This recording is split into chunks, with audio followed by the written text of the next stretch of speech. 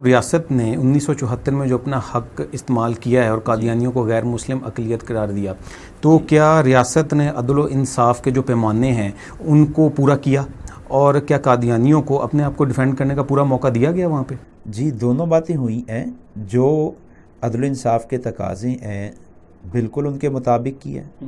और कादियानी जमात के दो ग्रोह, लाहौरी और रब्वा ग्रुप, जी, लाहौरी और कादियान वाले, यानी जो बाद में रब्वा वाले बने, इन दोनों को बुलाया गया है। इनके सरबराह आए हैं, पूरी टीमों के साथ आए हैं, इनको गुफ्तगू का मौका दिया गया है। इन पर जो एतराज़ात थे इन्हीं के सामने पेश किए गए, मौका दिए जवाबात दें।